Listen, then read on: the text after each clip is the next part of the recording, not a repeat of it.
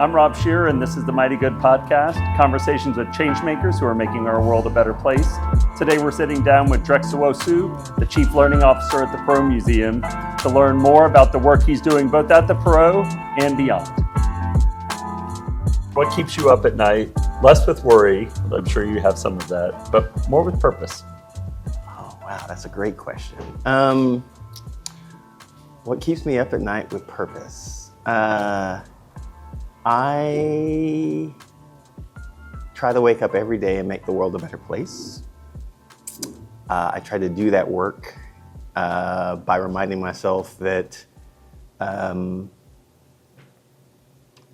my family, myself, we live a life of reasonable privilege, and I think every person deserves to live the same life that I do. And I try to spend my time, effort, and energy making that happen.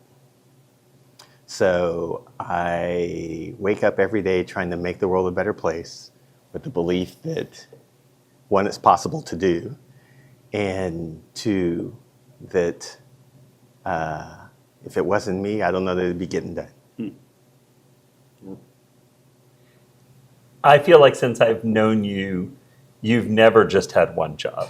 You've had your day job, but then you've also run the 2020 bond for Dallas ISD. Sure. You've got things that you're doing Sure. that aren't part of your job description, but are definitely making our community a better place. Sure. How do you balance it all? So this is where all those things fall in other duties as assigned on the job description, right? I spent the first 2/3 of my career, frankly, just working to make people more money. Sometimes myself, although I would say maybe not quite as successfully as I would have liked. And I'm trying to now spend the rest of that time making the world a better place. And the world doesn't stop turning, so why should I? Thank God, I do okay on very little sleep, but there's lots to get done out there, man. And at least for me, in my heart and my head, thanks to my wife and kids, I'm enabled and allowed to go do those things. If I had to identify, my own skill or expertise, it's probably in connecting dots that don't know they need to be connected. Mm-hmm. And that's what I wake up and do every day, is like try to make those things happen. And it happens to be that I have a great job that allows me to spend some time on other things. And when I get to spend that time on other things, I'm trying to, connect all the dots to bring it full circle. So everything we do in this community is interconnected. And in a world, and especially in a city like Dallas, that is a who you know kind of place. Mm-hmm. I hope I'm living the type of life that allows me to be a person folks want to know, and to use that for good, to pay it forward and support, great ideas that are happening every day to make the world work. So, what's a conversation that Dallas isn't having that it needs to have? Dallas needs to have a conversation with itself about what the next 10, 20, 50 years is going to look like. I feel like we are in the era of the short-term thinking, or short-term focus. And, the reality is we had lots of conditions that enabled the Dallas to be the place it is today. And if you think about what happened, I moved here in 2000. Out of college, and if I look back and think about what happened there, right? Dallas was a cheap, relatively affordable place to be, with a somewhat cosmopolitan, skyline and profile, and we thought we could be bigger things, right? Dallas has always prided itself on that slogan around "we do big things," and I look at the Dallas of today, and we've been wildly successful in attracting lots of corporate jobs and communities to Dallas, but we're not cheap anymore. It costs as much to buy a house here as it does in Denver or Atlanta or, Nashville or, frankly, even San Francisco. Well, actually, maybe not quite San Francisco. But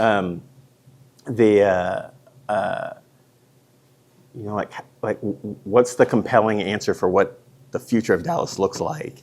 And I think that's a moment in time that we need some leadership and perspective and articulation for what we're aiming for. Because there are lots of things we could do, but maybe only a few things we should.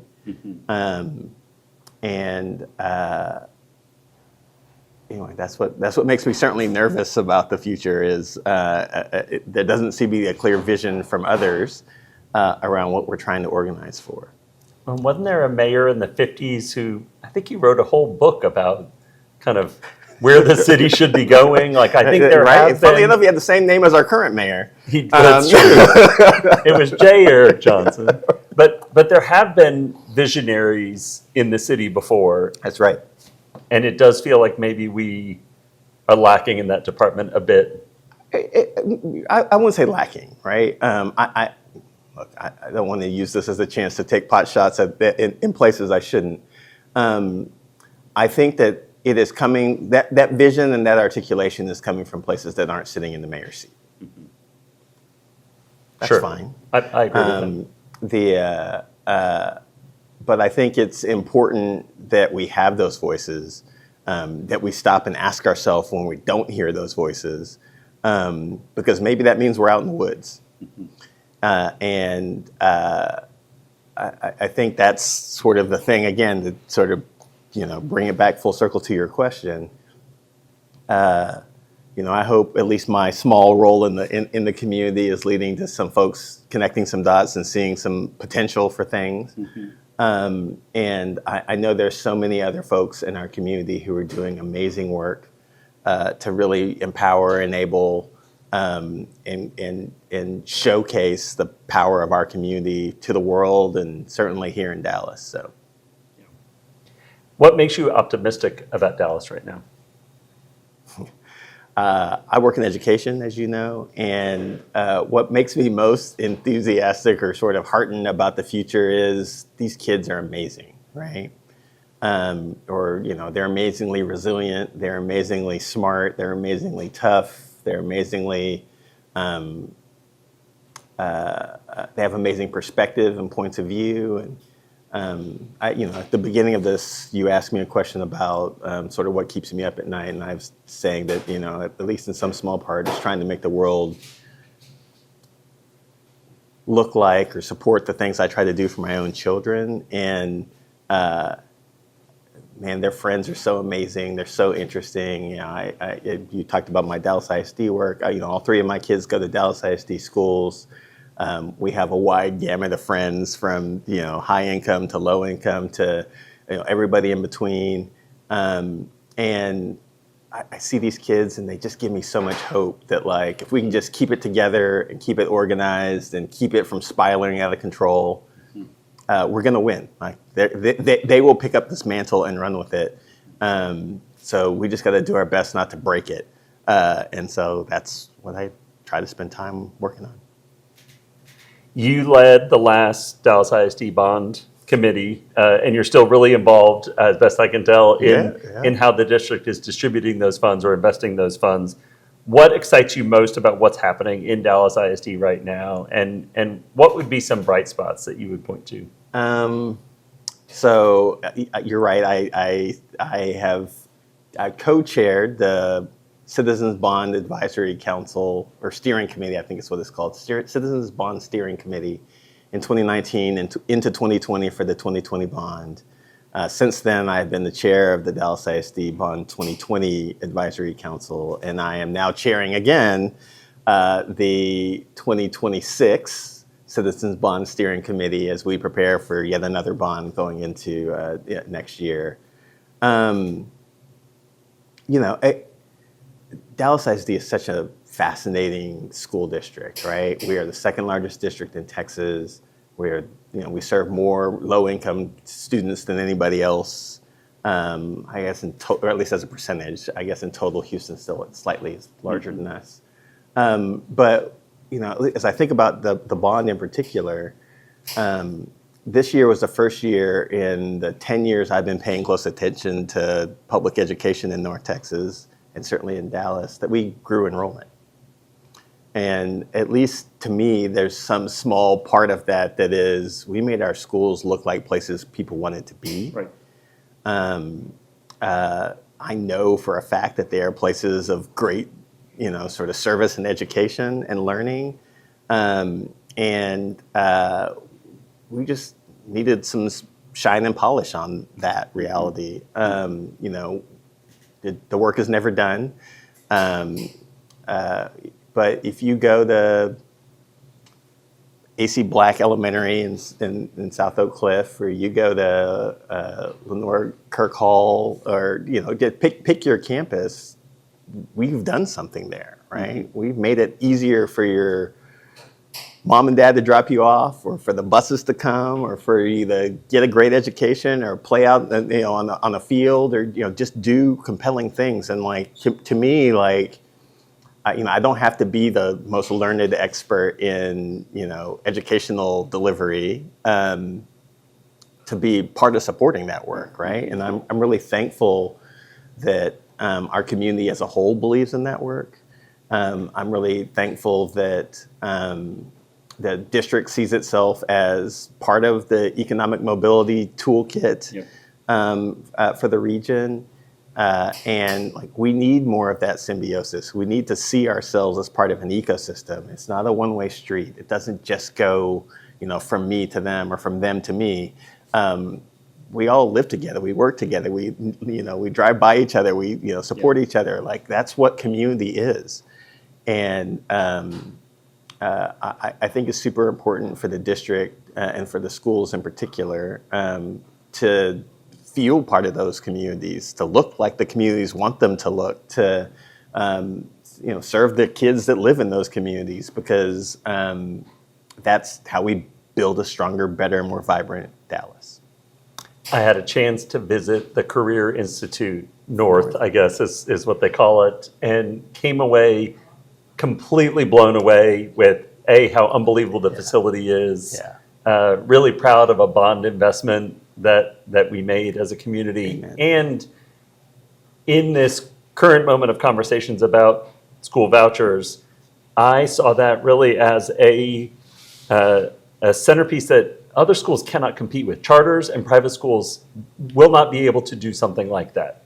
That is going to be a uniquely big district opportunity and Dallas ISD opportunity. But I don't think there's anyone in the state doing anything like that, is there? So there are other districts. In fairness to those other districts, there are other districts doing amazing work. Grand Prairie, Arlington ISD, I think Garland, maybe a couple of the northern suburban districts have large CTE centers that are pretty compelling. It's not a new idea, but it was new to Dallas. Mm-hmm. And I, again, am really thankful for the leadership within the district to see it as an opportunity. Frankly, if it hadn't been for that tornado in 2019, we might not have ever done this. Right. But as they were trying to figure out what to do with Walnut Hill Elementary School, which got hit by the tornado, it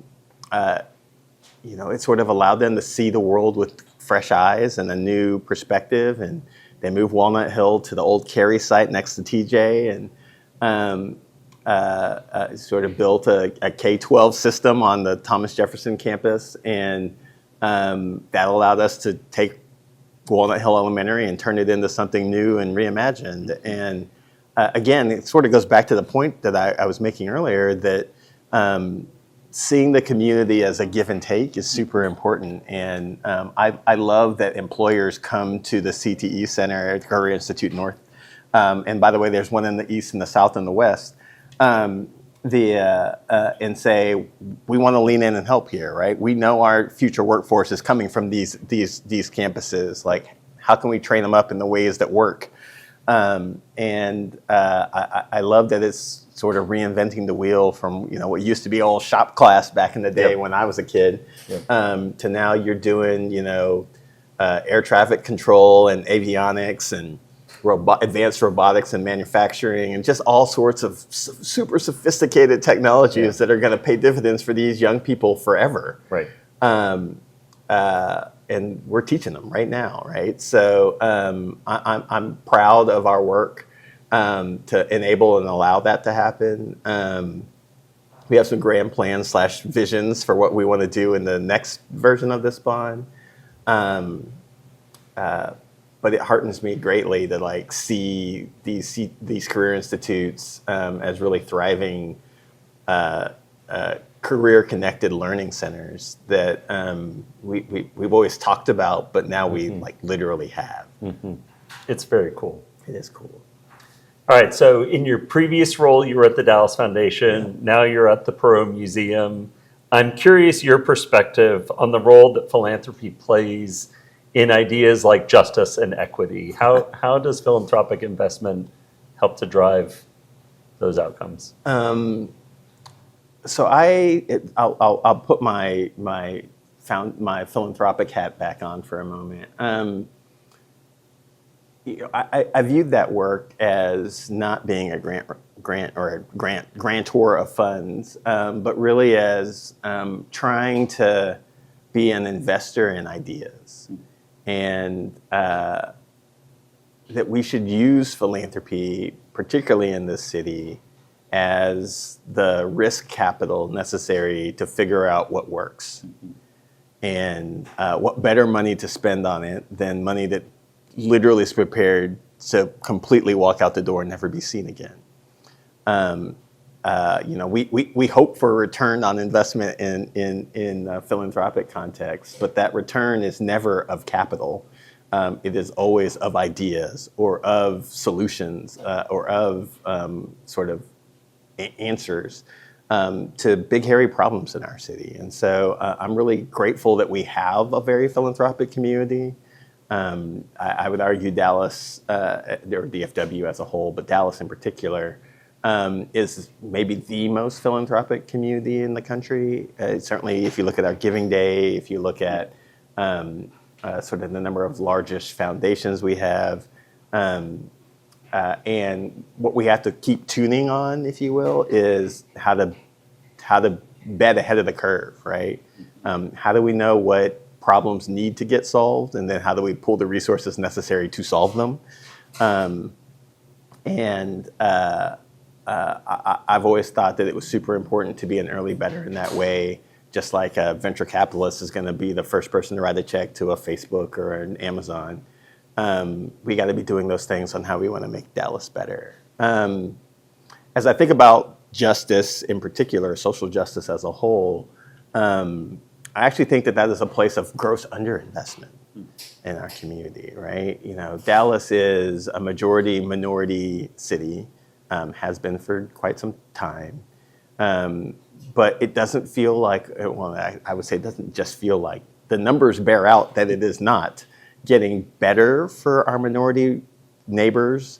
Again, people who we are driving on the same streets as, who we send our schools, they're same to the same schools as us, who work beside us, in shops and restaurants, and who are literally us. But it's not, the world's not better for them, right? And over time, the definition of insanity is doing the same thing and expecting a different result. And I think we have to be okay with asking ourselves the questions about why the results are the same for these communities of people. In this weird political environment that we live in, where we can't have an honest conversation with ourselves about things like that, right. It seems like a miss as a neighbor and friend, and somebody who I talk about being Texan. I'm a Texan. I was born here. I've lived here my whole life. There are things I will do for other Texans because I'm Texan. Mm-hmm. And I feel the same about being in Dallas. There are things I will do for people in Dallas because I'm from Dallas. Yep. And so we got to be ready, able, willing, and prepared, frankly, to go fight fights for our neighbors. Not enough of that happens every day. And to those who do that work, I'm really thankful and glad. And we need to recruit reinforcements and support because this work gets tiring. You can't do it alone forever. You can't do it together forever, frankly. We got to get to some answers that work before we run out of steam. Thanks for tuning in to the Mighty Good Podcast. We hope you found some inspiration in the conversations. Please like and subscribe wherever you find your podcast or videos. There'll be more coming soon.